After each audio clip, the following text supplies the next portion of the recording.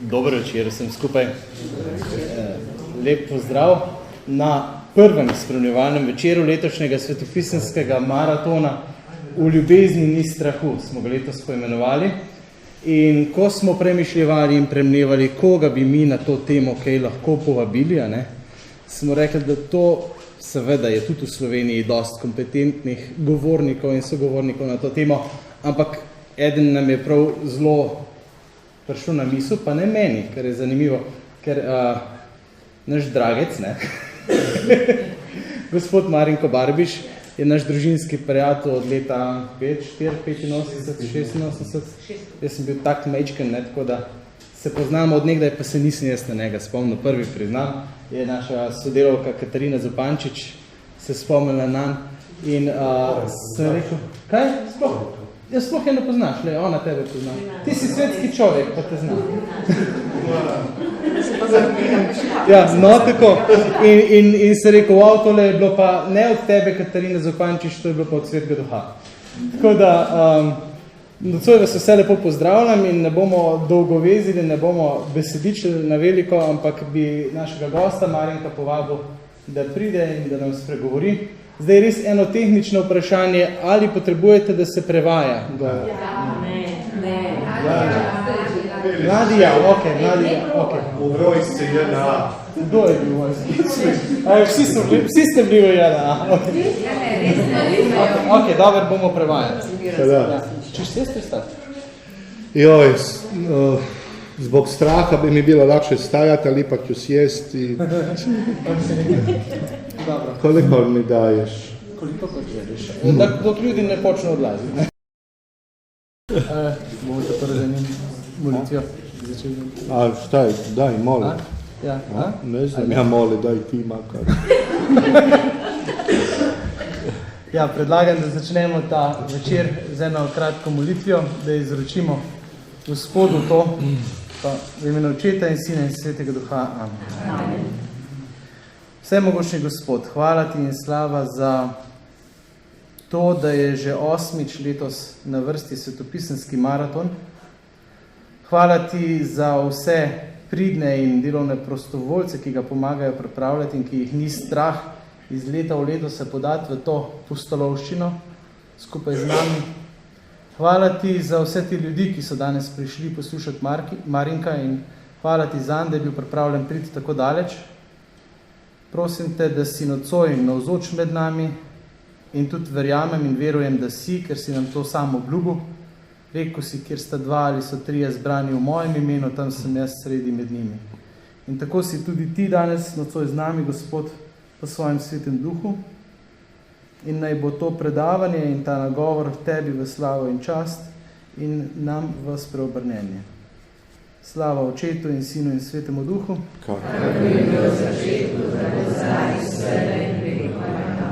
In Očeta in Sina in Svetega Duha. Okay. Dobro. Sam ne znam šta ću upotrebljavati od ovoga ili neću. To tamo. Dobro, evo, zahvaljujem Benjaminu na pozdravima i na dobrodošlici. Ja se moram malo ozbiljiti, jer inače, dok su me roditelji radili, su se smijali. Tako da ja vam se uvijek smijem i sve uzmem previše ležerno, ali to je zapravo mehanizam obrane, bi rekli, psihoterapeuti. Marinko se zahvaljuje za povabilo in pravi, da mora postati mečken bolj resen, ker verjetno dokler so, medtem ko so starši delali na projektu Marinko, a ne sta se verjetno smejala in pravi, da je zaradi tega vedno precej nasmejan. Ja. Ampak verjetno gre to samo za samoobrambni mehanizem, če psihoanalitično pogledamo stvari. Dobro, ja vam, pa i tebe poznam. Ajme, meni. Ej, ti si bila doli. Ajme, meni. Recimo si že bilo doli. Da, one 2 tamo. Ja, ovi tu već su mi dosadili koliko ih poznam godina. Ja. Dobro. Evo, čuli ste, znači ja sam sa Krka, Marinko, skoro sam 30 godina duhovnik, evo da ne moraš prevoditi, svećenik, evo. Dobro. 30 let moraš šeti. A let, ja. Ne bi se reklo, jel da? Dobro. imam 55 plus 10 mjeseci i plus 9 mjeseci majčine utrobe, jel? Stare 55 let plus 10 mesecev in 9 mesecev. Dakle, ja nisam neki stručnjak kojemu bi tema straha bila tako bliska, ne? Ali budući da sam magister moralne teologije, to razumijem. Ja, pravi, da ni prav strokovnjak iz teme strahu, je pa magister moralne teologije. Onda sigurno ako je moralni čin ljudske slobode, dakle izbora i odgovornosti.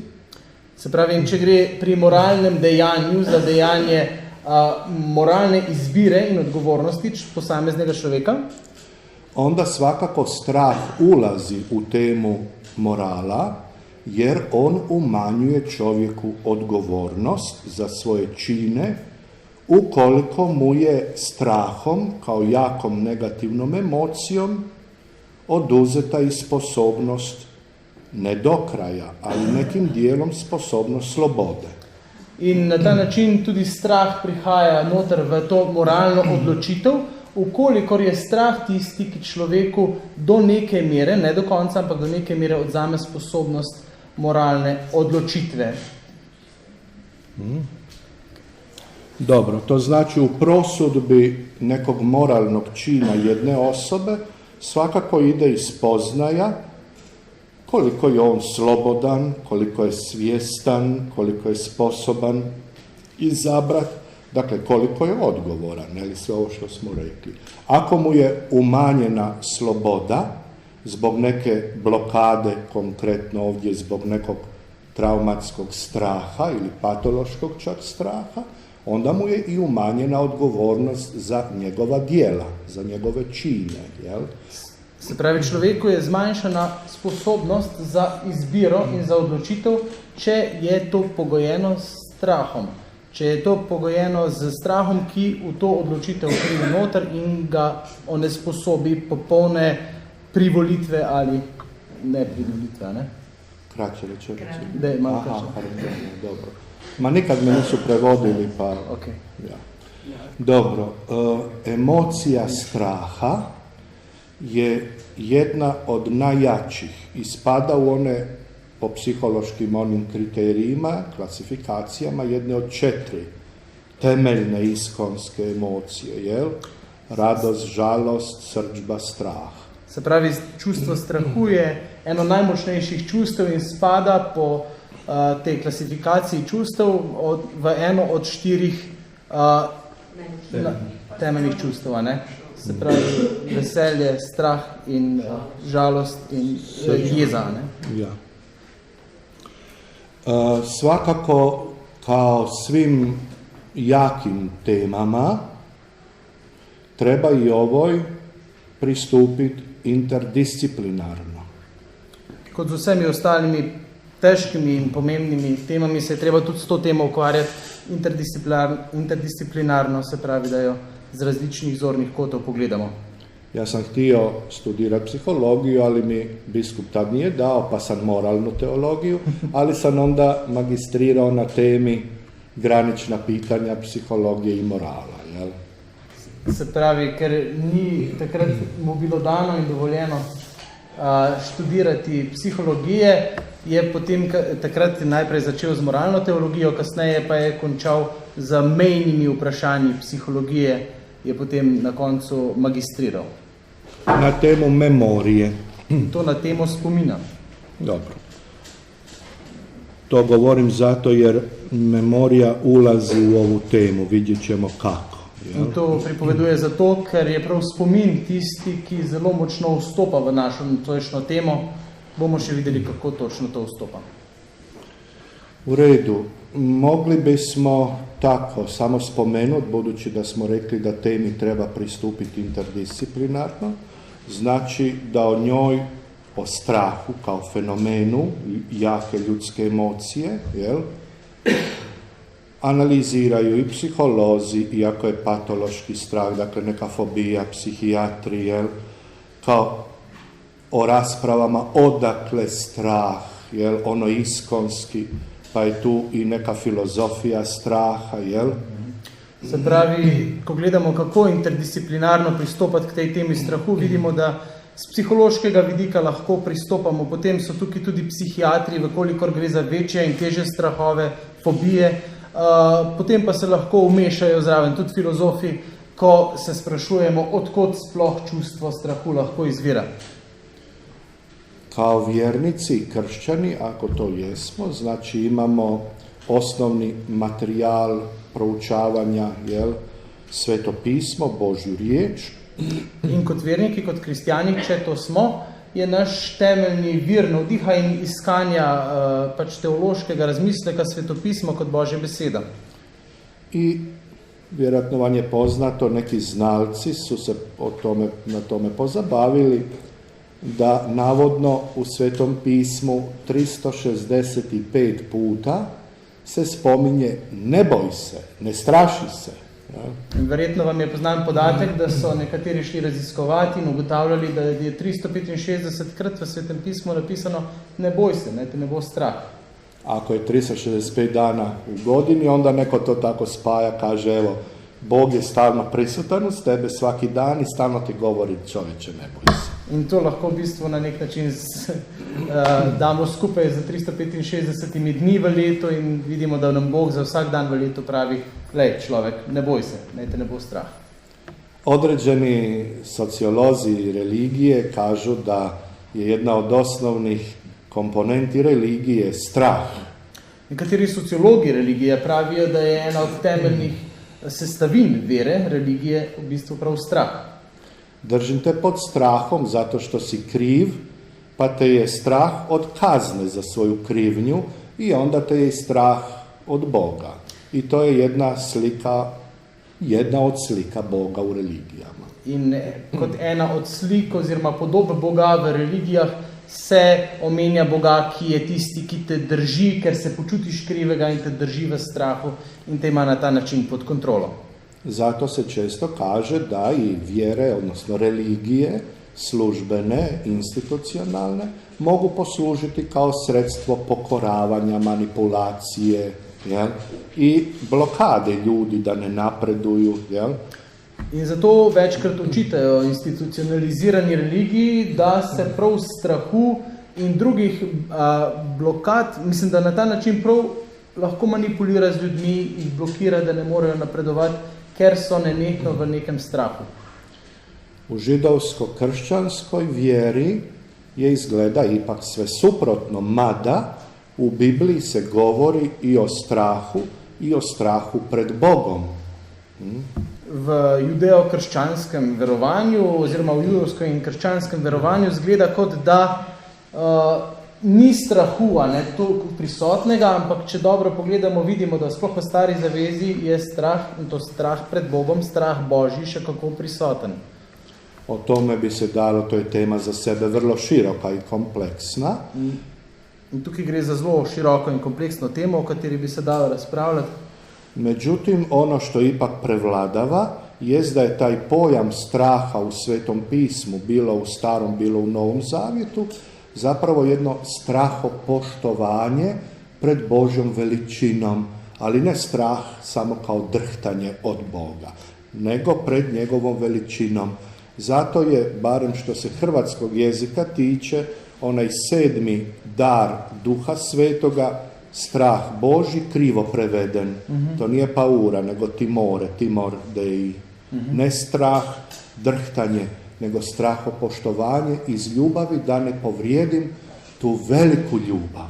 Se pravi, če pa podrobneje analiziramo ta strah Božji v Svetem pismu, ugotovimo, da ne gre tist za trepet, za drgetanje pred Bogom, ampak gre za ljubezen do Boga, zaradi katere se jaz bojim, da ne bi Boga užalil. Se pravi, gre za strahospoštovanje do Boga. In tako kot je na Hrvaškem verjetno narobe prevedeno, je podobno tudi pri nas, ne, ko govorimo o strahu Božjem. Ne. Se pravi, gre za strahospoštovanje do Boga, ampak bolj za tisti smisel spoštovanja, kjer ga imam jaz rad zato, ker ima on rad mene. Da ga ne bi užalil. Tako. Da. Dobro. kad bismo listali Sveto pismo, znači uz taj misterium tremendum, jeli, veliki misterij božanski, onda vidimo da kod svakog Božjeg poziva koji je upućen čovjeku, da ga Bog pošalje za neko djelo. Se pravi, in če gremo preučevati to veliko skrivnost v Svetem pismu, ta tremendum, ta strah Božji, ugotovimo, da je ta vedno povezan s tem, da Bog človeka pošle na neki nalogi, nekaj mu da za početi. Ja, kad Bog poziva, ne znam, Mojsija, Jeremiju, Izaiju, bilo koga, oni se osjećaju nedostojni, njih je strah. I Bog im uvijek govori, ne boj se, ja ću biti s tobom. Nemoj ih se bojati, njih kojima trebaš govoriti tako. I ako ih se pobojaš, onda ću ja još dodat svoj strah. Zato ne boj se, jer ja sam s tobom. In tako vidimo Boga, kako pri vseh teh pozivih velikim prerokoma, in od Mojzesa pa do Izaija, Jeremija, vidimo, da je njih vedno strah, ker se počutijo nesposobne za to nalogo, v kateri jih Bog kliče, in ker jih potem Bog kliče in pravi, ne se bat ne te naloge, ne tistih, katerim moraš govoriti. Ker sem jaz s teboj, če pa se boš bal, te bom pa jaz še malo bolj prestrašil v tem smislu. Ja, i da skratimo cijelu priču, jer nije ovo naglasak na biblijski dio, ne? Evo, citat, onaj nama najpoznatiji iz psalma, početak mudrosti je strah Gospodnji. In če mečken zožimo zadevo, vidimo en fajn citat v psalmu, kjer pravi, da je začetek modrosti je strah Božja, ne? Ali to, jeli, znači strahopoštovanje, taj osjećaj za Božju veličinu. Neki će čak tumačiti, ja, već ono što smo rekli, ali da ne povrijedim toliko nevjerojatno veliku ljubav. Se pravi, spet ne za strah Božji v smislu, da se Boga bojim, ampak da me je strah, da bi prizadel tako neizmerno Božjo ljubezen. Dobro, i zadnji onda poziv negdje kršćanski najvažniji, upućen Mariji, za koju se kaže da se kod tog poziva prestrašila. Jel? In če pogledamo, kako je angel prišel k Mariji, vidimo, da se je ona ustrašila njegovega klica. Da je sva bila zbunjena.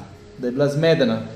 I da je arkanđeo govori, ne boj se Marija. In da je nadangel govori, Marija, ne boj se. Dobro, kada bismo sad malo povezali, ajmo tako reći, filozofsko-teološko-biblijsku dimenziju i vid. Jel? Če probamo povezati zdaj ta filozofsko, teološko in svetopisenski uvid, pa da postavimo pitanje odakle taj iskonski strah uopće u čovjeku. Odakle dolazi, gdje mu je onaj iskon, onaj zadnji izvor, to je filozofsko pitanje. Filozofija uvijek traži odgovore na zadnja pitanja, ono do kraja da ide. Jel? In če se poskušamo vprašati, kje je izvor tega bitnostnega strahu, se pravi, da gremo prav v bit tega, v zadnje vprašanje, kje se prvič sploh pojavi strah?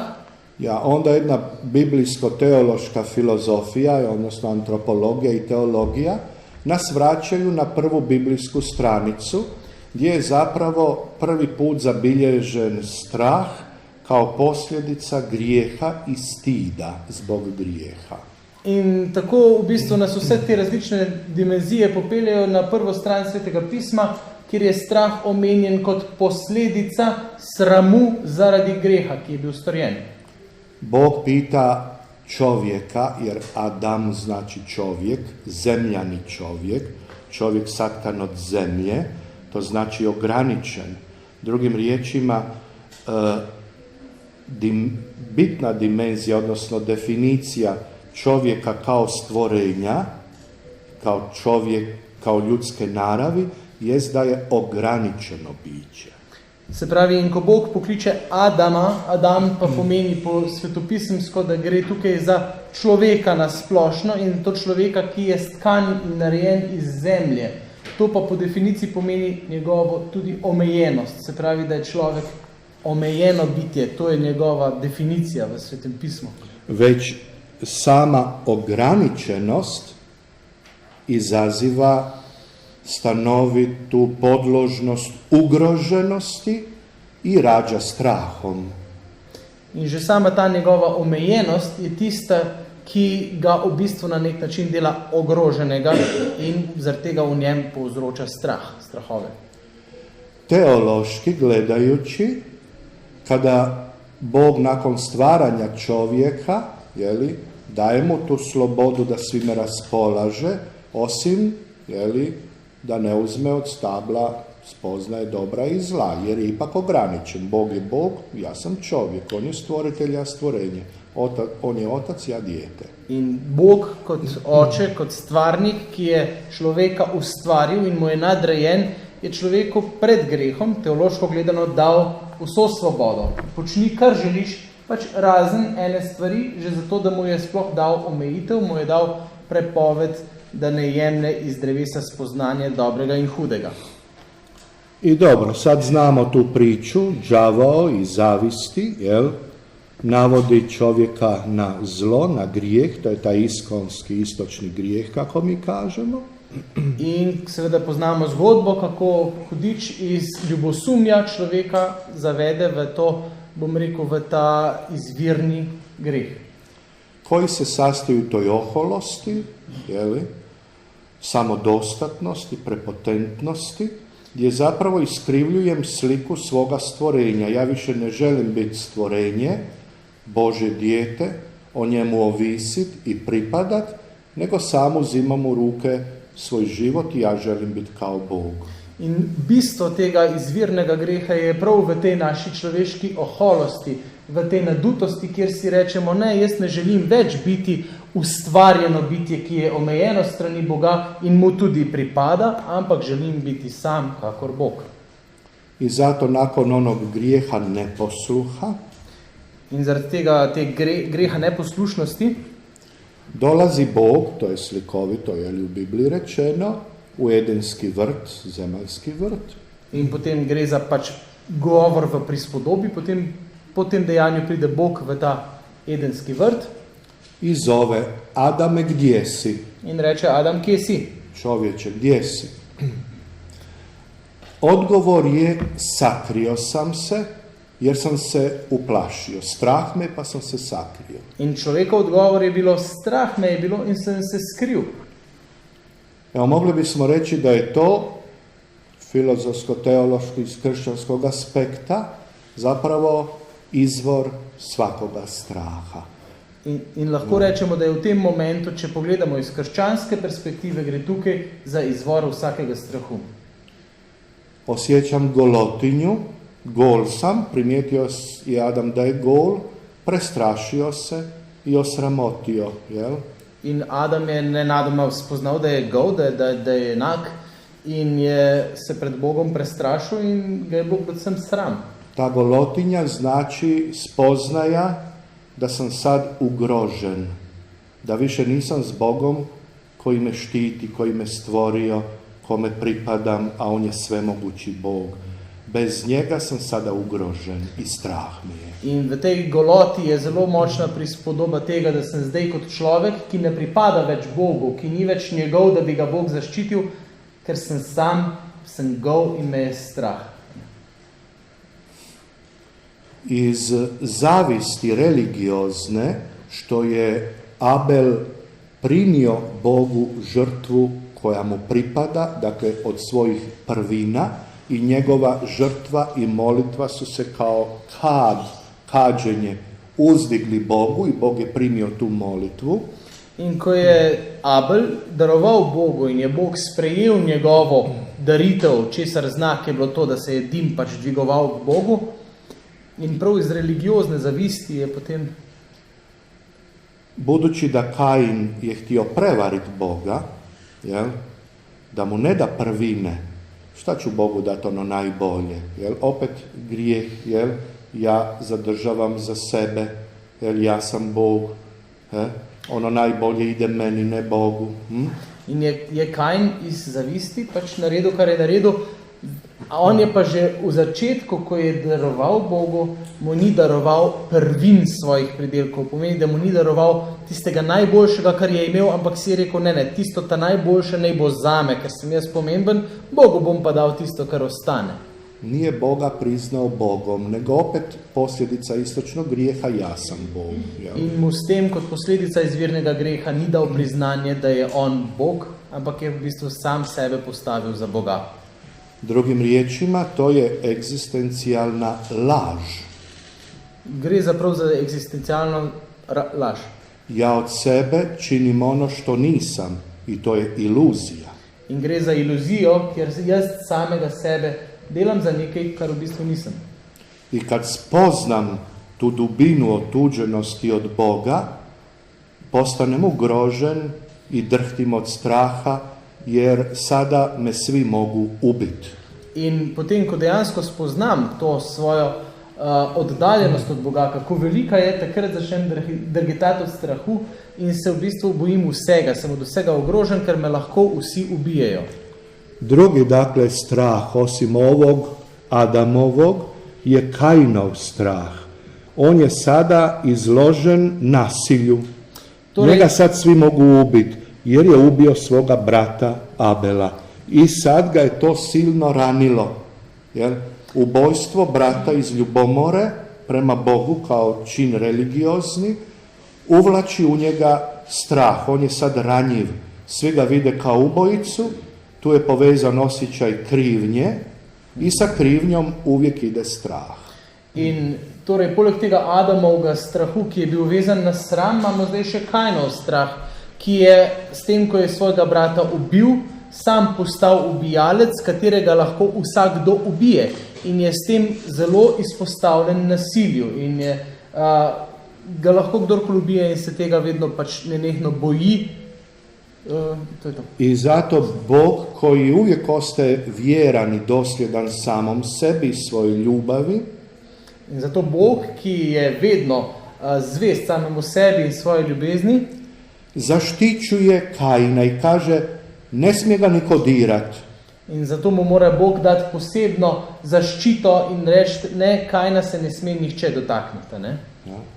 Čak i ubojicu Bog štiti. In Bog, ki je zvest samemu sebi, ščiti celo ubijalca v tej biblični pripovedi.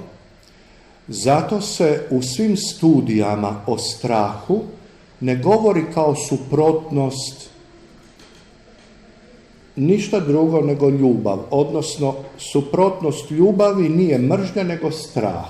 Uvijek su u korelaciji ljubav i strah. In zato tudi v vseh različnih psiholoških raziskavah ne govorijo o nasprotju med ljubeznijo in sovraštvom, ampak o nasprotju med ljubeznijo in strahom. Ja. Čovjeka je u biti sad postalo strah primiti ljubav. In dejansko se tukaj kaže, da je zdaj v resnici človeka postalo strah sploh sprejemati ljubezen.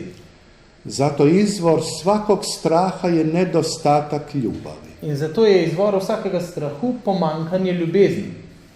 Teološki i antropološki, psihološki. In to se v bistvu tukaj teologija in antropologija, psihologija povezujejo v tem spoznanju.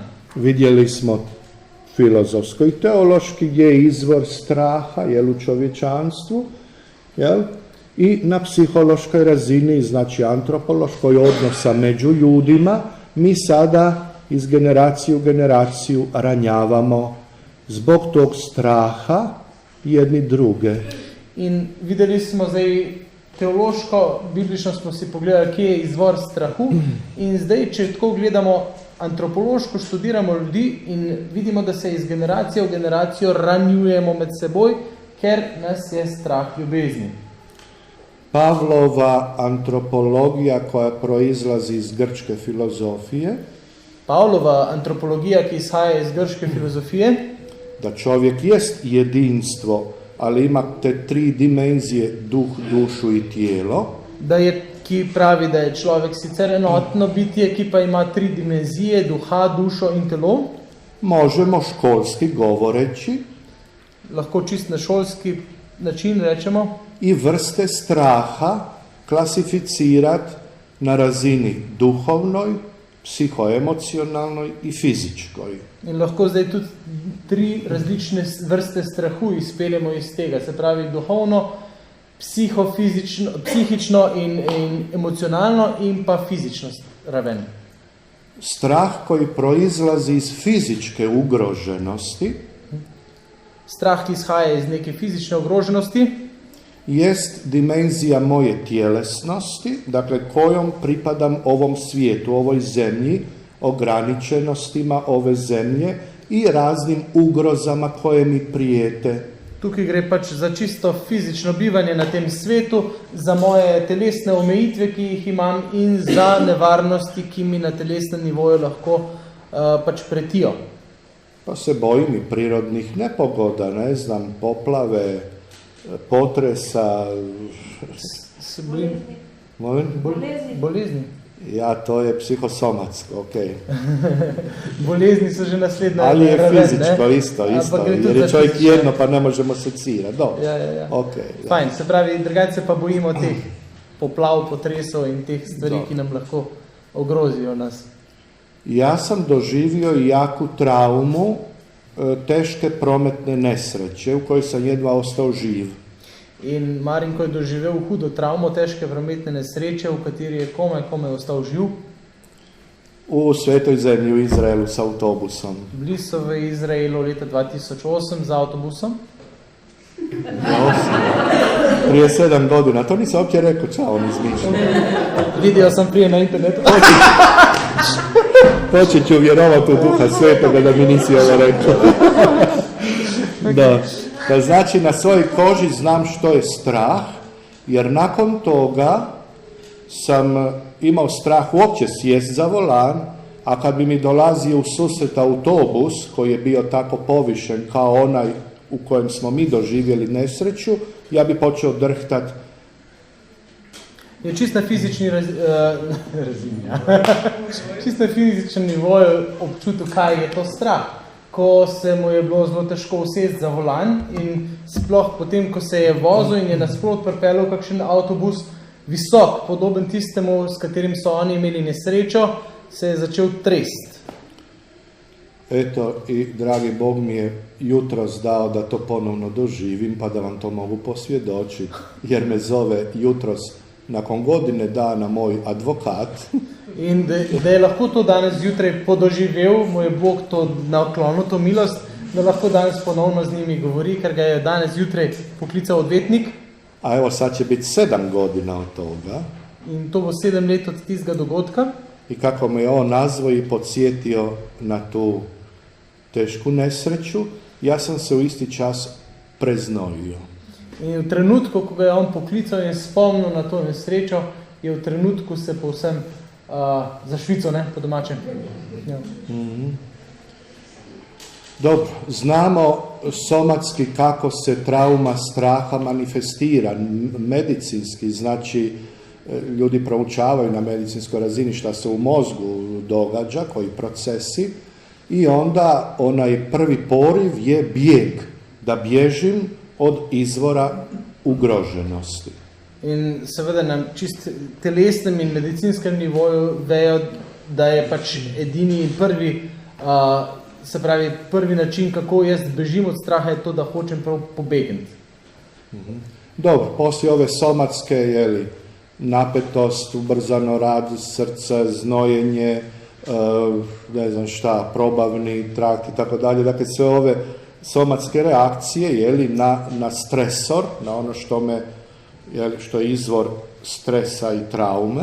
Obstajajo seveda potem tudi drugi pokazatelji tega stresa, čist na fizičnem nivoju, pospešeno bitje srca, znojenje, da nas začne prebava matrati na tak ali pa drugačen način. Dobro. Tu vidimo ulogu memorije, znači svaka stanica ljudskog tijela, budući da je 75% od vode, dokazano je da voda ima moć memoriranja, pamćenja. In tukaj vidimo povezavo, ne? Človeško telo pravi, da je 75% sestavljeno iz vode in pravijo, da tudi voda ima sposobnost spomina. To znači moje tijelo je jutros reagiralo na ono čega više sad nema realno. In njegovo telo je danes zjutraj reagiralo na neko ogroženost, ki je zdaj trenutno realno ni več. Fizički je više nema. Nije Ona je već. bila prije 7 godina. Dakle, ona je u mojoj memoriji i zapravo mi laže. Ona je iluzija. Ona je u meni. Ona nije izvan mene. In pri tem spominu ne gre za neko realno nevarnost, ki bi bila tukaj zdaj, ampak gre za stvar, ki se je pač zgodila pred 7 leti in zato njegov spomin danes v bistvu laže, gre za iluzijo. Ovo je na fizičkoj razini, ako smijemo samo školski malo secirati čovjeka, jel? In če probamo človeka tako pošolsko res razdeliti na te 3 nivoje, potem je tukaj govorimo res o tem fizičnem nivoju. Na emocionalno-psihološkoj, dakle duševnoj razini, Na nekem duševnem nivoju, na čustvenem nivoju, jer naša psihosomatska konstitutivnost i na neurološkoj razini zapravo cijelo ljudsko biće pamti. To znači i psiha, duša, povezana neurološki, jeli, živčanim sustavom sa tijelom, jel? tukaj ugotavljamo, da je tudi duša z živčnim sistemom povezana s človeškim telesom in da ne moremo tega tako pošolsko ločiti. Ne? Tako da i bez fizičkog uzroka traume i izvora straha, Tako da v bistvu se lahko ta travma in izvor strahu tudi čist ločita od fizičnega nivoja, telesnega. ja, imam primjere straha koji se rađa ne iz fizičke ugroženosti neposredne, nego duša je to zapamtila još i prenatalno, prije rođenja. Obstajajo primeri in se tudi on srečal z njimi, strahu, kjer ne gre za neko telesno ogroženost, ki bi si jo telo zapomnilo, ampak si jo je duša zapomnila še iz časa pred rojstvom. Sada mi dolazi na razgovore djevojka od 30 godina, Se pravi, k njemu na pogovore prihaja 30-letno dekle došla je prvi put zajedno s mamom, in prvič je prišla skupaj z mamo. ima već dugo godina teške fobije, noćne more, nesanice, rijetko koju noć da nešto spava. In redko katero noč ta punca lahko sploh spi, nenehno ima nočne more, fobije, strahove in se zbuja po noči in ne more spati. Išla je na psihoterapije, pije tranquilizante, lijekove, bila je kod psihijatra, oni daju sredstva tobož za smirenje, za spavanje, ništa ne djeluje. In hodila je k razno raznim psihijatrom, dobila je močna zdravila za spanje, ampak nič ne deluje, nič ne pomaga. U svo dužno poštovanje, kao što sam rekao, moramo pristupati interdisciplinarno, u svo dužno poštovanje prema znanostima, medicini, psihijatriji, psiholozima, psihoterapeutima. In seveda tukaj ne želimo reči, da ni potrebno spoštovati teh disciplin, se pravi psihijatrov, medicine in tako naprej. Njim je seveda treba dati vse dolžno spoštovanje. Međutim, čim mi je ona to spomenula, meni je odmah kliknulo nešto, da nju ostavim malo u sobici i pođem do mame koja je čekala u susjednoj prostoriji. In ko je bila prvič pri njemu na obisku in mu je te stvari omenila, je njemu nekaj kliknilo in je rekel, ostani tukaj, počakaj v sobi, pa je šel do mame in se z njo začel pogovarjati. Pitao sam ju, smijem vam postaviti jedno pitanje. Ali vas lahko nekaj vprašam? Jo je vprašam. Ljudi, imam sreće da imaju meni od prve povjerenja, pa im mogu odmah direktno postavljati teška pitanja.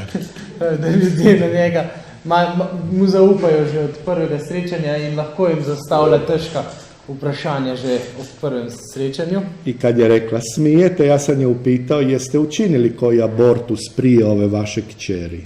In ko je rekla, da lahko vpraša težko stvar, je tako vprašal, ali ste morda pred to vašo hčerjo imeli kakšen splav, kak abortus.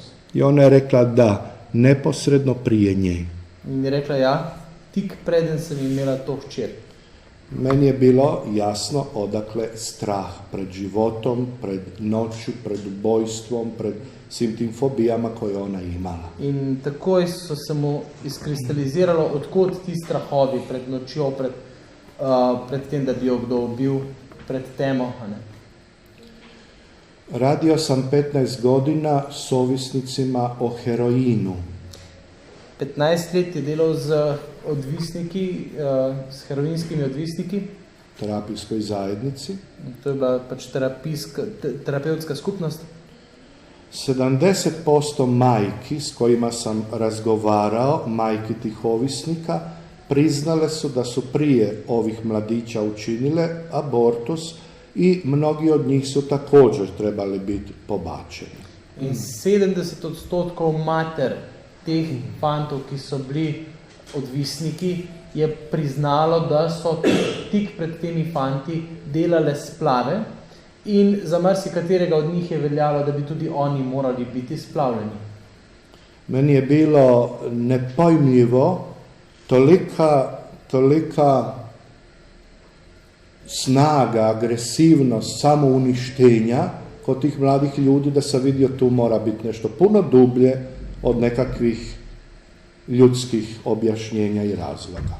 In v teh fantih je bila tako velika raven nekega samouničevalnosti, da je rekel, da tukaj dejansko mora biti odzadaj kaj več, kot pa tisto, kar lahko človek sam s svojim razumom pojasni. To je duh smrti. Gre prav za duha smrti, koji rađa strah. ki v človeku dela strah. Zato što je u pozadini osjećaj neljubavi i odbačenosti. Ker je v ozadju tega strahu občutek neljubljenosti in nesprejetosti. To rađa nesnosnu unutarnju napetost. In to v človeku ustvarja neko neznosno notranjo napetost. On mora naći odgovor da li je dobro da on postoji ili ne na ovom svijetu. Tak človek mora odkriti odgovor, ali je sploh dobro, da obstajam na tem svetu, ali pač ni dobro. Samo jedan slučaj ću vam spomenut. Ime mu je Nenad, a kod nas ne znam kako vi, da li imate ime Nenad, u smislu nismo ti se nadali i ne želimo te. Dakle, i ime je dobio jer je mama prije njega učinila 3 abortusa i njega je htjela pobaciti. In omenja fanta Nenada, katerega mati je pred njim naredila 3 splave in je hotela splaviti tudi njega in mu je dala ime Nenad. Eto, nekako ne nada, ne upanje. A nekako se rodio, pa nek ti bude, nosit ćeš onda ime Nenad. On je prvih godinu dana trčao po kući i histerično vikao: svi vi mene hoćete ubiti! Oprostite, da. Ja. Celo leto, ko je bil v tej hiši, v tej skupnosti, je fant tekal po hiši in histerično vpil: vsi vi me hočete ubiti. A Nenade, ko te hoće ubiti? Di je ugroza? Mislim, objasni nam. Ja? Nenad, pojasni, ne? Kje te kdo ogroža, kdo te hoče kaj ubiti, povej. Dubinski psiholozi kažu da je najveći dio naše osobe nesvjestan, podsvjestan, potisnut. Mi se ne poznamo, mi ne znamo što je u nama i tko smo mi. Se pravi, psihologi pravijo, da je večina človeškega bitja, da se ne znamo, da nismo ozaveščeni, se ne znamo ozavestiti. Večina deluje v podzavestju, ne? I potisnuto. In da je potlačeno. Uglavnom se to zbiva do 3. godine života, dokle čovjek još nema samo svijest i sjećanje, memoriju. In to stvari se potiskajo v podzavest tja do 3. leta starosti, ko človek pač pridobi lasten spomin in neko samozavedanje. Zato je jako teško doći do izvora vlastitih strahova. In zato je zelo težko priti do izvora teh človekovih strahov, ki jih ima. Ja. Uglavnom su onda ona iluzorna, zato što pohranjena u prošlost, jel? Okay. Se pohranjena? akumulirana. Da so se pravi, ti strahovi, ki se nam danes pojavljajo, so v glavnem napačni, iluzorni, ker izvirajo iz neke preteklosti, kjer so se zgodili in so tam shranjeni. Ne? Sada me više ništa ne ugrožava izvana, ali strah je u meni. Se pravi, danes me nič ne ogroža od zunaj, ampak je pač v meni neki strah iz preteklosti. I ja projiciram iz svoje nutrine u situacije, ljude ili predmete svoje strahove. In svoje strahove iz preteklosti projiciram ali v določene ljudi, ali v določene situacije, ali pa v nekatere predmete, s katerimi se srečujem. Ili strah pred budućnošću. Ali pa strah pred prihodnostjo. A ni prošlost više ne mogu promijeniti, nema je, a niti budućnosti još nema. Ampak dejstvo je, da človek ne more spremeniti svoje preteklosti, prav tako pa prihodnosti tudi še ni tu in tudi ne moramo neposredno vplivati na njo. Zato je veliki problem snažne emocije straha, što utječe da ja ne mogu sada i ovdje svjesno i slobodno, odgovorno živjeti i uživati. In tukaj gre prav za ta problema, ne? Ker strah pa danes vpliva name, da ne morem živeti nekega življenja v polnosti, uživati življenja, a ne? In živeti odgovorno. Stalno sam ili u prošlosti ili u budućnosti. U tom smislu je strah iluzija. Strah je ne biti. Ono je praznina. Strah je v bistvu praznina, je iluzija, ki me pa vedno pošilja ali v preteklost ali pa v prihodnost, samo da bi ne bil tukaj, kamor sem poklican zdaj. To nisam ja. In tukaj v bistvu nisem jaz. To nisam ja. Zato što igramo uloge, Zato, ili glumimo, stalno smo ono što u biti nismo. In zato v bistvu ljudje igramo vloge. Se pretvarjamo, da smo nekaj ali pa nekdo, kar v resnici nismo. Identificiram se sa djelovati umjesto sa biti, postojati, jesam, esencija. In potem se človek začne identificirati s tistim, kar dela in v čemer deluje, ne pa s tistim, kar on v svojem bistvu je. Ali to su sve sredstva bijega i skrivanja, daljnjeg potiskivanja. In to so vse načini bežanja in skrivanja in potiskanja teh svojih strahov nekam drugam. Jer ljudi oko mene i društvo od mene nešto očekuju. Uspjeh, karijeru, moć, novac, produktivnost, korist. Ker ljudje okrog mene pričakujejo vedno nekaj, ne? Se pravi to, kar je naštel, uspeh, denar, produktivnost, korist. Ali u tome nema sreće. Ampak v teh stvareh ni sreče. To je gomilanje manipulativno ovog društva zapadnog, koje se zapravo karakterizira kao društvo straha, kultura straha prevladava. In v tej naši zahodni društvi v bistvu prevladuje kultura strahu. In to je to kopičenje, to grmadenje stvari in produktivnosti in dejavnosti je močen, je manipulacija te naše družbe z nami. Zato ti moraš biti uvijek u tjeskobi. Zato te ta družba v bistvu vedno napeljuje na neko tesnobo. Ne smiješ imati vremena za sebe, za svoje bližnje. Človek ne sme danes imeti časa zase in za svoje bližnje.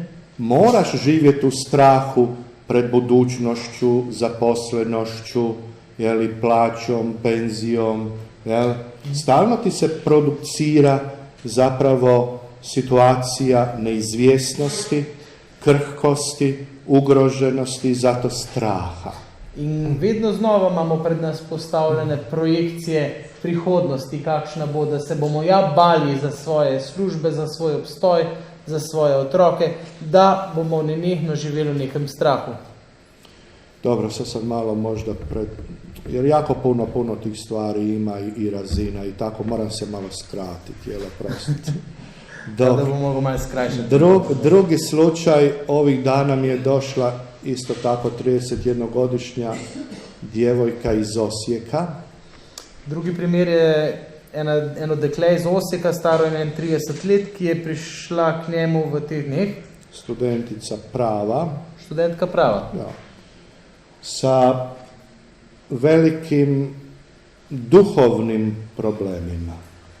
Z velikimi duhovnimi težavami. Rekli smo da ćemo malo školski vidjeti, znači fizičku razinu, tjelesnu, organsku, izvore straha na to, psihološke, emocionalne, jel? I ovo je sad razina duhovna koja uvijek ide zajedno sa cijelim bićem, ali tako. Če probamo še malo slediti tisti razdelitvi odprej, pač ta duhovni nivo zdaj sledi tistima dvema, čustveno, psihični in pa telesni, ki smo jo prej predstavili. Ova osoba je opsjednuta đavlom. In to dekle je obsedeno s satanom, s hudičem. Došla je u utorak, mi utorkom imamo molitvenu zajednicu. Čim sam na nju položio ruke za molitvu, ona je strašno reagirala, jeli, silnom energijom, isprevrtale su joj se oči, počela pjenit, pričat nepoznatom jeziku, grčit ruke, silna energija da su 4 jaka muškarca morala držati za pod. Jel? In ko je v torkih imajo molitveno skupino, kjer molijo, in ko je položil na njo roke, so se začele dogajati močni odzivi, močne manifestacije, kjer so jo mogli 4 moški močni držati, kjer so se zavrtele oči, kjer se je začela peniti in govoriti v nepoznanem jeziku. To bismo rekli je duhovno ropstvo, sotone, đavla, međutim koje uvijek se na neki način lijepi na neku pozadinu. In tukaj gre za duhovno suženstvo satanu, oziroma satan človeka zasužnjuje, ampak to suženstvo se vedno lepi na en čist drug telesen ali pa kak drugačen strah. Kad sam ju pitao da mi kratko kaže o svojem porijeklu, roditeljima, majici, ranom djetinjstvu, ko jo je prosil, da mu nakratko pove o svojem izvoru, o tem, odkot prihaja, o starših, o družini, v kateri je odraščala, onda je rekla da je 3 godine odmah nakon rođenja zbog nekih zdravstvenih problema ostala u bolnici, bila odvojena od mame. Je povedala, da je takoj po rojstvu bila 3 leta v bolnišnici, se pravi brez matere, da je živela pač zaradi nekih zdravstvenih težav. Dijete do 3. godine nema svijesti i iskustva odvojenosti od majke. Ono je fuzirano psihološki sa mamom, jedno s mamom. Svako odvajanje zbog bilo kojeg razloga nanosi teške rane emocionalne. In otrok do 3. leta čist psihološko gledano sploh ni ločen od matere, je skozi spojen, povezan z njo, in zato vsako, zaradi katerega razloga damo otroka proč od matere, je to proizvaja teške rane v otroku. Ja sam ju odmah pitao, znači ti nemaš ni u koga povjerenja. Ona je rekla, da, jako sumnjičam, ne vjerujem ni jednom čovjeku. In tako je rekla, torej ti v nikogar ne zaupaš, je rekla, ne, sumničava sem in nikomor ne verjamem. Jer dječja duša registrira činjenicu odvojenosti, a ne može još racionalizirati i objasniti zašto je odvojena od majke. Prema tome, registrira i zaključuje, ja sam odbačena i mene nitko ne voli. In na ta način pač otroška duša zazna to odvojenost od matere in ve, da je odvojena, ampak ne zna tega racionalno pojasniti. In pač samo reče, v redu, jaz sem zavržena, mene nihče ne mara. Osnovni izvor svih naših strahova je strah od neljubavi, odbačenosti i izolacije. Osnovni izvor vseh naših strahov je strah pred zapuščenostjo, pred tem, da nas ne bodo marali, pred tem, da bomo izolirani in sami. I zato sve što mi činimo iz tog osnovnog straha je zapravo vapaj za ljubavlju. In v bistvu vsa dejanja, ki jih iz tega osnovnega strahu potegnemo ven, so v bistvu en sam velik klic po ljubezni. Mene je strah, da li ćete vi mene večeras prihvatiti, zavoliti, razumjeti, cijeniti ovo što ja govorim, valorizirati da je to imalo neku vrijednost. Jer sam se jako poistovjetio sa temom, sa svojom ulogom, sa svojom igrom. I ako to ne bude, ja ću se osjećati od vas odbačen, nevoljen i usamljen.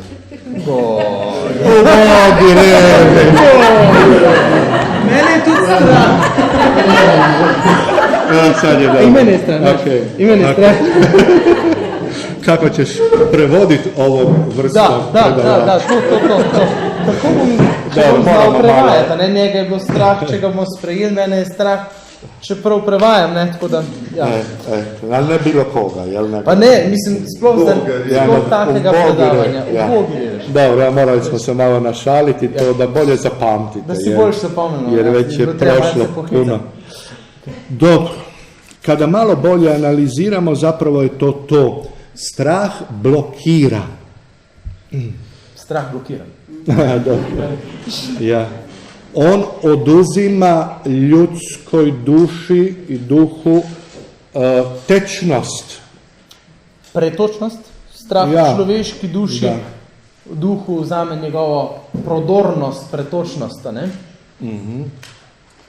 Zato onaj koji mrzi, on je smrznut. Zato je tisti, ki sovraži, je zmrznen, ne? Po hrvaško se še lepo sliša, ne? Riječ mržnja, sovraštvo, ima isti korijen u hrvatskom jeziku kao smrznuto, kao zaleđeno, voda koja ne teče, nego je kruta, zaleđena. Se pravi, ne, v hrvaščini to zelo lepo gre, ne? Kdor mrzi, kdor je zmrznjen. Se pravi, gre za zaledenelost človeka, ne? Kako? Za trdoto, ja, in za nepretočnost, ne? Zato se kaže za ljubav da osjećam u srcu toplinu. Zato se pa za ljubezen reče, da v srcu občutimo toploto, ne? A postoji poslovica, jeli, da se od straha ledi krv u žilama. Poznamo tudi mi, ne? Da nam od strahu zaledeni kri v žilah, ne? To besedo. Zato se nikad ne govori kao suprotnost strahu i ljubavi mržnja, nego ljubav čovjeka otapa da više ne bude krut, agresivan, da se ne straši sebe i drugoga. Ljubavlju drugoga omekšavaš i činiš protočnim za ljubav i liječiš mu strah. Se pravi, je vedno samo ljubezen tista, ki lahko človeka otopli, da postane bolj topel, bolj pretočen, da lahko tudi on naprej ima rad druge, da ga ni strah imeti rad drugih, ne? Mi u strahu imamo puno projekcije na drugo kad se radi o međuljudskim odnosima, jel? I što nas više neko napada, mi smo ugroženi, a zapravo moramo razumjeti da je on pun straha i da se ga ne trebamo bojati. In prav v medčloveških odnosih se to zelo vidi, ne? Da kadar nas je strah nekoga ali pa kadar kdo nas napada, v bistvu ne gre za to, da nas ne bi maral, ampak gre preprosto za strah, ki ga ima ta človek v sebi, in zaradi tega v bistvu lahko samo z ljubeznijo v človeku toplimo strah. On daje poruku da je ugrožen, da ga je strah i da ga treba voljeti.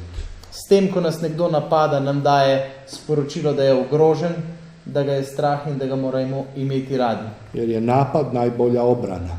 Ker napad je pa najboljša obramba.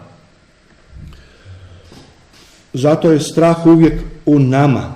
I ja moram početi ga rješavati sa sobom, imati hrabrosti, raditi na sebi, doći do vlastite istine, jel? Suočiti se sa svojim strahovima prije nego što ću drugoga optužiti, jel, da je on kriv za naše napete odnose. In zato moramo še posebej paziti, da ne obtožujemo drugih ljudi, da so oni krivi za naše odnose, ampak moramo najprej videti, da je v nas nek strah in moramo mi zbrati tisti pogum, korajžo, da začnemo delati na sebi, da se začnemo najprej znebiti svojih strahov, ki jih imamo v sebi, preden začnemo obtoževati koga drugega, da je kriv za naše slabe odnose. Ja sam imao jake osjećaje manje vrijednosti, potrebe za priznanjem, za pažnjom, za dokazivanjem, za potvrđivanjem. Nisam toga bio ni svjestan i stoga sam radio jako puno stvari da se dokazujem. Bog i to upotrijebi za nekoga i za neko dobro, ali poslije kad dođemo do situacije da se više ne možemo poistovjećivati sa ulogom i igrom, čovjek ulazi u krizu jer se pita, a tko sam ja? In pravi, da tudi Marinko je imel hudo potrebo potem, da se samo dokazuje, da pokaže, koliko je vreden, da naredi različne stvari, s katerimi bo pokazal svojo vrednost. In Bog dejansko lahko tudi to uporabi za dobro in iz tega komu pomaga. Ampak, ko pa pridemo do neke mejne situacije, ko se ne moramo več poistovetiti z neko vlogo, takrat pa pride tisto težko streznitveno vprašanje, ja, kdo sem pa potem jaz, če nisem ta, ki je uspel v vsem tema, ne? To me je uvijek stavljalo u poziciju pasivnosti i nisam odgovorno rješavao probleme koji su dolazili. Bilo me uvijek strah se suočiti, iskreno reći osobama, ajmo sjest i razgovarati. Pasivnost, povlačenje, već će nekako biti, pa će se samo od sebe riješiti. In zaradi tega se je vedno znova znašel v situaciji, kjer je bil pač pasiven in je pustil stvarem, da so šle svojo pot, ni izbral tiste korajže, da bi se soočil z ljudmi in odprl nekatera težka vprašanja. Vedno si rekel, dobro, pustimo, bo že nekako, ne, se bo že rešila stvar. Prije 3 dana sam zamolio jednu osobu da sjednemo i razgovaramo nakon 20 godina neriješenih stvari. In pred 3 dnevi je eno osebo prosil, da se usedeta in pogovorita in s tem človekom nista 20 let imela stvari razrešenih. Bili smo dobri, radili, surađivali, sve u redu, izvana. Navzven je vse izgledalo v redu, sta sodelovala, je bilo v redu, sta bila prijatelja. Trebalo je puno hrabrosti. In zato je bilo treba ogromno enega poguma. Prevladati taj strah, taj bauk, te projekcije, te predrasude, ta hrpa stvari koja se nagomilala jer nismo komunicirali, raščišćavali godinama. In ker več let stvari niste razčiščevala, ne je bilo treba ogromno enih stvari premagati, da bi lahko znova stopil s to osebo v dialog. Nakon tog razgovora koji je trajao 1,5 sata do 2, tolike stvari su se raščistile, došle van, da smo rekli, pa to nisi ti, pa to nisam ja, pa to su moje projekcije, pa to su predrasude, pa to su osude, pa to su nerazumijevanja, pa to je greška u komunikaciji, pa to je bilo...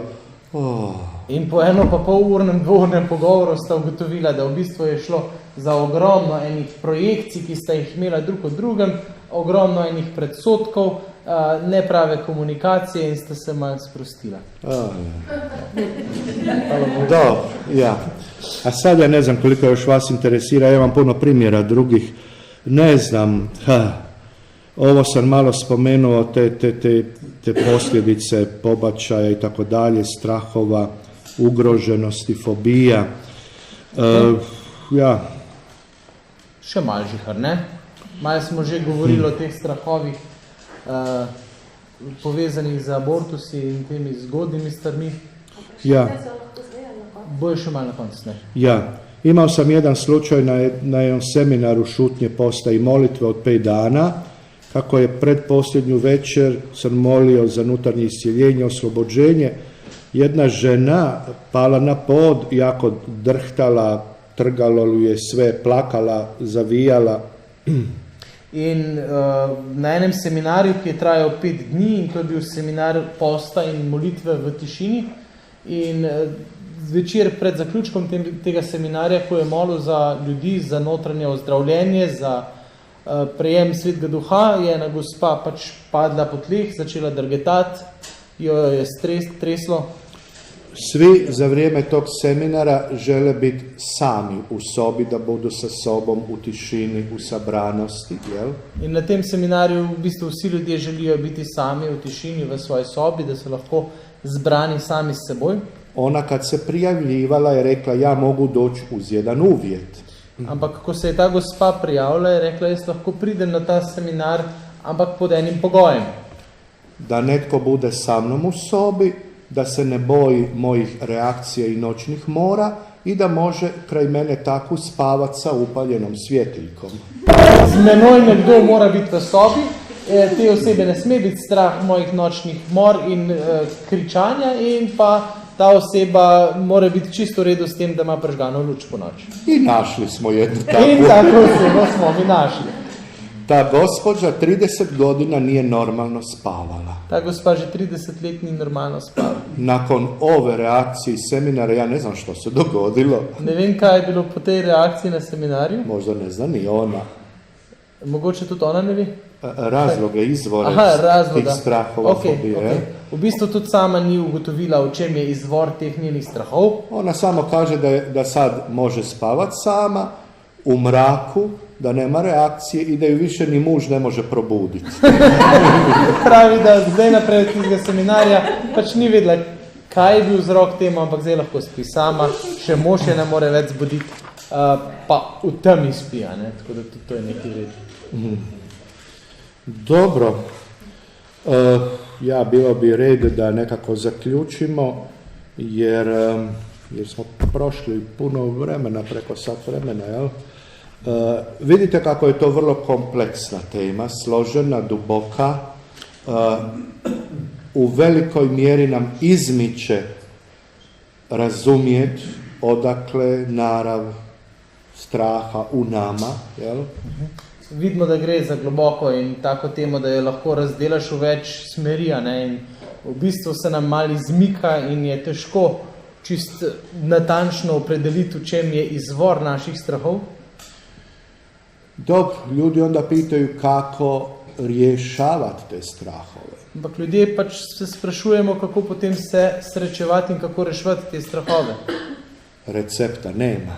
Ampak enotnega recepta za vse ni. Rješenja lakog i brzog nema. In tudi lahke in hitre rešitve v bistvu ni.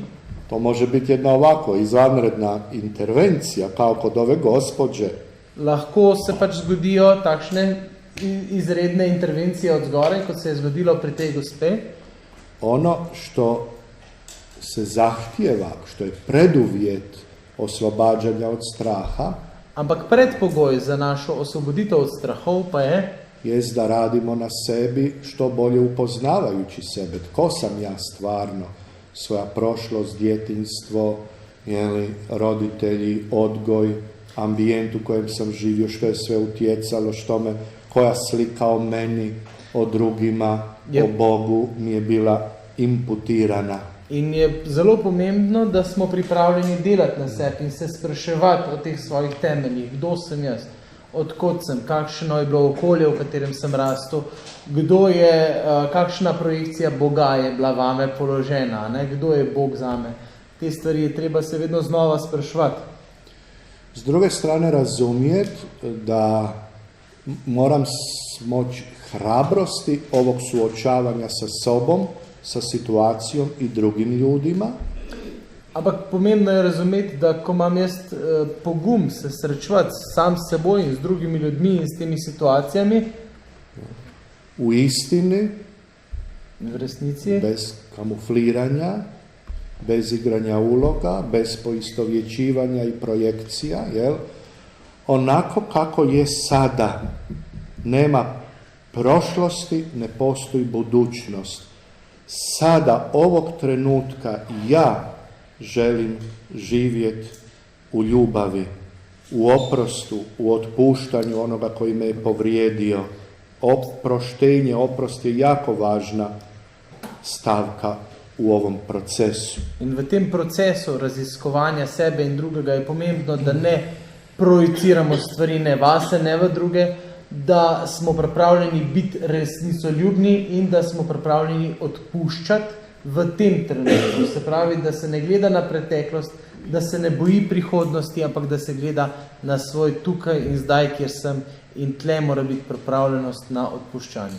Ljubav kao stav, čin i odluka da budem u zajedništvu s drugom osobom. Se pravi ljubezen, ki je ne samo neko čustvo, ampak ki je naša odločitev, kot jaz želim biti s to osebo v odnosu. Jedina liječi strah koji odvaja. In samo ljubezen, takšna odločitev za ljubezen je tista, ki zdravi strah. Strah, ki sicer razdvaja ljudi. Zato kaže Sveti Ivan, u savršenoj ljubavi nema straha. Ljubav pobjeđuje strah. Ljubav liječi strah. Nemam više strah od izoliranosti, od podjele, od vaše odbačenosti, od ugroze, od toga da me nećete prihvatiti, da ću ostati izoliran. Ja? Zato je... Ja. Zato pravi apostol Janez oziroma Sveti Janez, da v ljubezni, popolna ljubezen prežene vsak strah, da ni v Božji in v popolni ljubezni ni strahu, da bom zavržen, da me ne bojo sprejeli. To je lijepo reći i slušati Božju riječ, ali nije lako ostvariti. To je proces, to traje, to zahtjeva rad na sebi i trud. In tukaj pač je lepo seveda te besede slišati in je tudi prav poslušati Božjo besedo, ampak to ni samo nekaj, kar se zgodi samo po sebi. Tukaj je treba tudi delati na tem, to zahteva res trud. I ono čime završavam i na što bih onda volio da ostane naglasak, jest, kao što smo vidjeli da je strah u meni. In rad bi zaključil s tem, in to naj bo glavni poudarek nocojšnjega večera, da tako kot smo videli, da tisti strah, ki je v meni, prvenstveno je u meni, ne dolazi izvana, makar je nekad i nečim bio izvana izazvan, ali sad je on u meni. Se pravi, vsak strah, tudi če je kdaj realno prišel od zunaj, je zdaj ponotranjen, je v meni, ne? Ja ću se straha početi oslobađati, da kažemo, u procesu. Se pravi, jaz bom lahko začel proces osvobajanja od strahu takrat, što me manje bude bilo strah biti sam sa sobom. Ko me bo vedno manj strah biti sam s seboj. Tu mora biti još jedna druga dimenzija, to je postulat. Ja, okay. Ja? Jer ćemo sad zaključiti s onim od kuda smo počeli da potječe strah. Ono filozofsko-teološko-biblijski. Odvajanje od Boga. Strah je uvijek odvajanje. Se pravi, radi bi zaključili s tem, da tukaj mora biti eno naše temeljna naravnanost. Začeli smo s tem, da je strah tisto odvajanje od Boga, ker človek hoče biti sam in neodvisen od Boga. Zato meni trebaju i drugi. In zato človek potrebuje tudi drugega sočloveka, koji me voli, prihvaća, prijatelj, prijateljica, bračni drug, neka zajednica, crkva. In zato človek potrebuje odnose z drugimi ljudmi, prijatelja, sozakonca, ljudi v cerkvi, v skupnosti. Koji mi jesu jedno ogledalo i pomoć na tom putu otkrivanja sebe. In ti ljudje, ko me sprejemajo, so mi hkrati tudi ogledalo in mi pomagajo odkrivati, kdo sem. Ali u konačnici ljubav je u meni i ja sam ljubav. Ampak v končni fazi je pa ljubezen v meni in jaz sem tisti, ki ljubi in sem ljubezen. Ako sam stvoren na sliku Božju, a slika Božja je Isus, a on je rekao Bog je ljubav i ja sam ljubav. Tu je važno liječenje svojih osjećaja manje vrijednosti, odbačenosti, samosažaljenja. Jel? Če sem torej jaz ustvarjen po Božji podobi in to je Božja podoba, njo pa kaže Jezus in Bog je ljubezen, potem je pomembno, da sem tudi jaz ljubezen. In na ta način se jaz lahko zdravim teh strahov in stvari, ki so z njim povezane. Zato je tu bitna dimenzija u ovom duhovnom kršćanskom biblijskom smislu, važnost meditativne i kontemplativne molitve. In zato je tukaj zelo pomembna naša meditativna in kontemplativna molitev v krščanskem življenju. Da dođem u sebi do izvora ljubavi, a to je Duh Sveti u mom srcu. In da v sebi najdem izvor ljubezni. Ta izvor ljubezni v mojem srcu pa je Sveti Duh. Hvala lijepo. Hvala. Okay.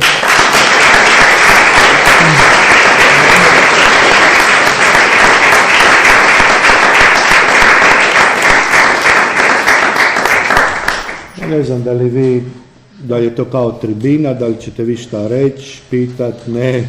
Pa to kakšno vprašanje lahko, ne, če pustiš.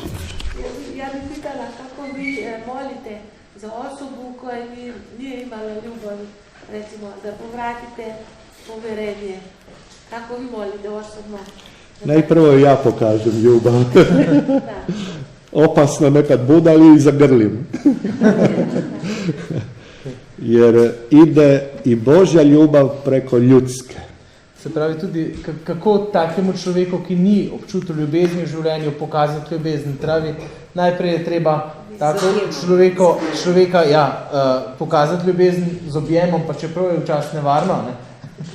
In Božja ljubezen gre preko človeške ljubezni. Onda i molim za nutarnje iscijeljenje i za izljev. Jel? In potem moli za notranje ozdravljenje oziroma in za izlitje Svetega Duha. To nije nevažno tijelo. Tijelo je važno. In vsem skupaj ni telo čist nepomembno. Ne? Telo je pomembno. Imam jedan slučaj gospođe koja danas ima 30 godina braka, moja generacija su. In spomni se ene gospe, ki ima danes 30. obletnico poroke, se pravi so njegova generacija. Nju mama nije imala hrabrosti direktno abortirati, nego je u njezinoj visokoj trudnoći radila teške fizičke poslove ko fol da izgubi dijete spontano. In ker njena mama ni imela poguma, da bi naredila splav, abortus, je v visoki nosečnosti težka dela opravljala, da bi vse skupaj izgledalo kot spontani splav.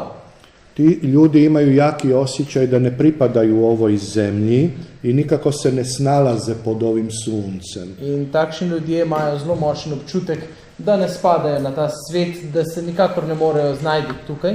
Koji su u mašti i iluzijama, u bjegovima. Vedno so v nekem sanjarjenju in v nekih iluzijah živijo. Ne?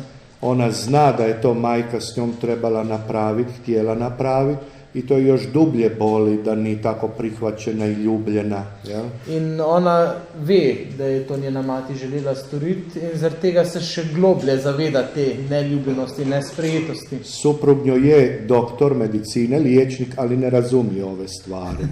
Njen mož je zdravnik, doktor medicine, ampak ne razume teh stvari najbolj. Ona zadnjih godina u kriznim tim 50-ima 2 puta godišnje završi na psihijatriju. In v teh, se pravi, ko je v teh kriznih 50 letih, ona 2krat na leto konča na psihijatričnem oddelku. Članica je naše molitvene zajednice. Pa je članica naše molitvene skupine, pravi. Ali znate koja je njezina jaka potreba? Ampak veste, kakšna je njena močna potreba? Ne. Dakle, ona je malo niža od mene, ali je malo jača. Malo manjša od njega, pa ona ima potrebu ovoga. Mazi me, grli me, sigurnost. Crklajme, ne? Ja, da. Nije to meni učinila. Osim u mislima. Ali, hvala Bogu, brat ju razumije i brat je otprilike ovako moje stature, pa on joj pruža tu terapiju za mene. To je dijete... Brat jo razume, mož ne razume, pa i brat na ta način jo kdaj pač malo po... To je ono ranjeno dijete u nama, koje uvijek vapi. Jel? To je tisti ranjen otrok v nas, ki vedno upije in joče. Znači, treba i moliti, ja i molim, i pratim, i zajednica zna za njezine poteškoće, prihvaćaju tako, ima krug prijatelja. Se pravi, ima krug prijateljev, treba je tudi moliti za njo, ne, in jo tudi spremljajo v molitvi. I danas kad sam joj SMS-om čestitao godišnjicu brata, rekla je, evo, nakon 5 mjeseci sam izišla iz depresije.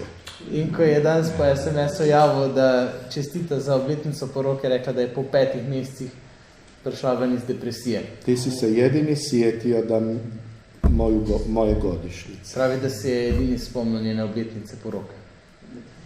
Kaj bi pa ti?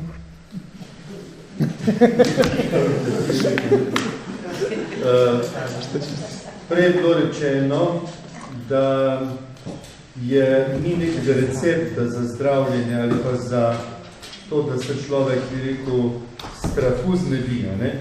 Pa vendarle je bilo vmes rečeno tudi to, tisto bi bilo všeč tam, ko je govoril o mržnji, o tem mrazu, o tej trdoti in o tej toploti ljubezni, ne? Jaz recimo v tem kontekstu vidim, se pravi, ta proces zdravljenja ali proces osvobajanja strahu, se pravi, proces na nek način bližanja Bogu, pa bi rad, da bi še o tem malo več povedal. To mi je bilo zelo všeč. Da ti prevodim na hrvatsko.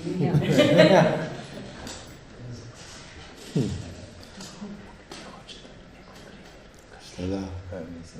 Ne, Da.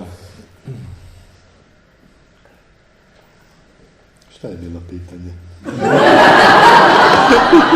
je kdo razumel vprašanje? Nisem razumel. Ne, elaborate. Da ti malo više govoriš o tome kako je mržnja i ovaj mraz i tvrdoća i tako ljubav, toplina i kako kroz taj proces, recimo, dođe čovjek do oslobođenja, do toga da više, recimo, zavoli Boga, u toj više ljubavi, manje straha. Mi se poznamo 30 godina, jel da? Da. Obletnica, ja. I kad sam ja došao kod mojih prijatelja Sitera u Krško, još su stanovali u SA, jel?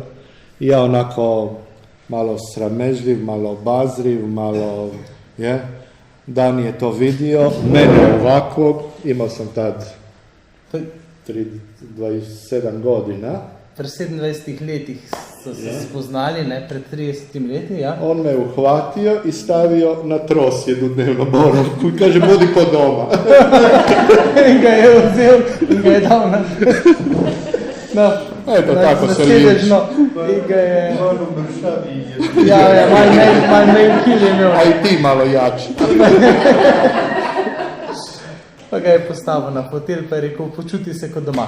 Jaz imam pa tudi izkustvo od tada. Jele? Ja, en mesec si bil pri nas, ne? Ja, išli smo na ljetovanje. Pa ne, živijo se mesec dana kod nas. Jesam. En mesec je takrat živel pri nas. Jaz sem bil pa 6-letni fantek in jaz se v živo spomnim, ko me je Marinko nekaj prosil, da grem nekaj iskat v kuhinjo, ne vem več, kaj je bilo. Ampak rekel si, prosim, če greš mi, prinesi mi tole, ne vem kaj. In pol, ko sem, predno sem šel stvari iskat, mi je rekel hvala. In jaz kot mali otrok se prav spomnim, da mi je bilo tisto, halo, pa se ti še nisem nič prinesel, zakaj se ti meni zdaj zahvaljuješ? In sem rekel prav, pa je rekel zato, ker verjamem, da boš ti to prinesel. In mi je bilo, se prav spomnim, kako mi je bilo takrat ena močna injekcija zaupanja, ne, tako, ne, da človeku zaupaš, da je v njem dobra namera, da želi nekaj dobrega narediti. Tako, to sem jaz od njega takrat doživel in se bom za zmer spomnil. No. Moj profesor na specijalizaciji moralne teologije, kod kojega i o kome sam magistrirao, jedan od najpoznatijih suvremenih moralista na svijetu, Bernard Häring, govorio je, kreditirajte ljude povjerenjem.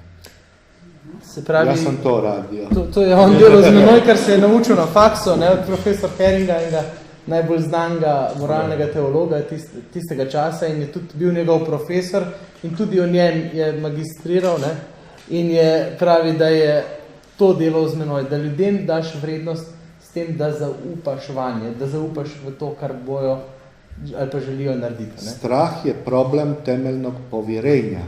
In strah je dejansko težava temeljnega zaupanja. A bez te slobode povjerenja ne možeš iskusiti ni ljubav. In brez tega temeljnega zaupanja v bistvu človek ne more iskusiti tudi ljubezni, ne. U tom smislu je ta mekoća, protečnost važna, jel? Koju grije ljubav, mekšaju, jel? In na ta način je potem tukaj ta mehkoba, ki jo ogreva ljubezen v bistvu, ne?